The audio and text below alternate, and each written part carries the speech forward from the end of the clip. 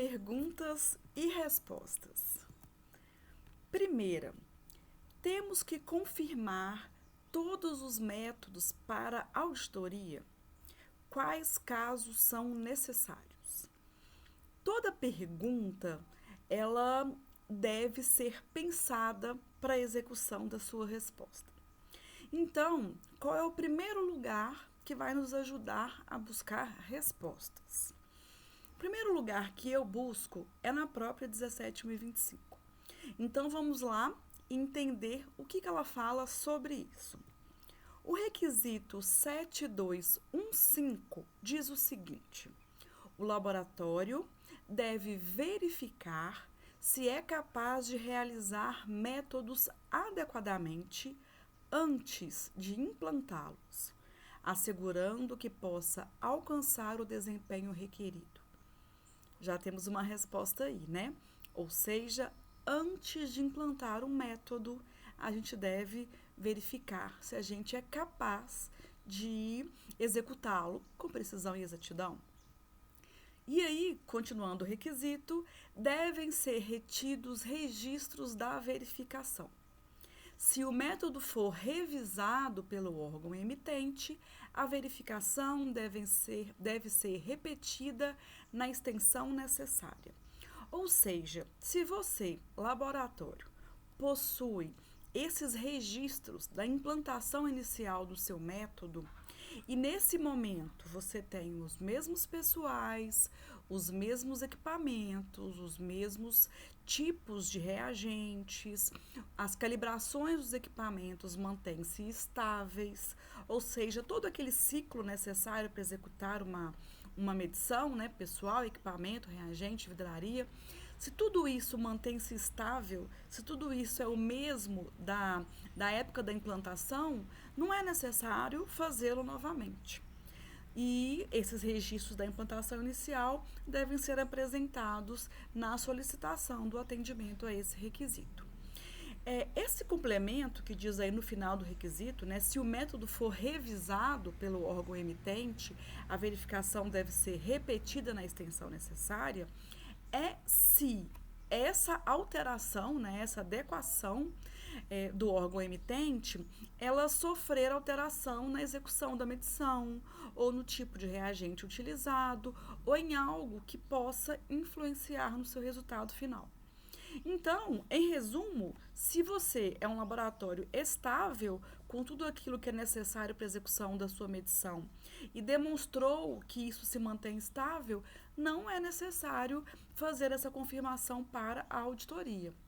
Agora, se o seu pessoal mudou, ou se o seu tipo de equipamento mudou, ou se o seu equipamento não responde mais como respondia naquela época, aí sim você deve refazer esses testes. Ou mesmo, como é o caso atual, se o Standard Methods mudou e o seu método mudou, aí você tem que verificar na extensão necessária, né? Ou seja, se mudou um pequeno passo de filtração da amostra, você tem que fazer dessa forma adequada para ver se muda tudo no seu método ou se não muda nada no final das contas. Então, aproveitando esse momento, né, de adequação do standard, eu vou ler mais um requisito que também pode estar vinculado a esse só pela realidade atual. O 7213, que diz o seguinte: o laboratório deve assegurar a utilização da última versão válida de um método, a não ser que isto não seja apropriado ou possível. Quando necessário, a aplicação do método deve ser suplementada com detalhes adicionais para assegurar uma aplicação consistente. Ou seja, né, o Standard Methods mudou agora. Se você já tiverem o Standard em mãos e se já teve tempo hábil, né, para fazer essa análise crítica para adequação dos novos métodos, é interessante que isso seja feito, porque caso contrário vai ter que se manter no seu escopo a versão anterior do Standard.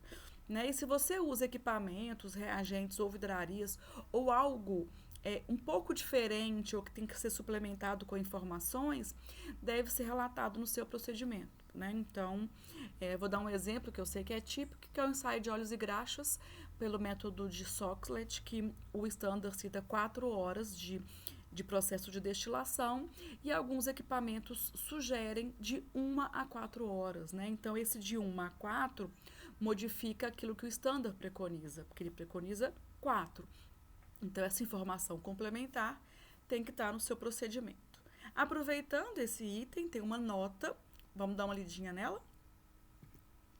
Nota: normas internacionais, regionais ou nacionais, ou outras especificações reconhecidas que contenham informações suficientes e concisas sobre como realizar atividades de laboratório não precisam ser suplementadas ou reescritas como procedimentos internos, se essas normas estiverem escritas de forma que possam ser utilizadas pelo pessoal operacional em um laboratório.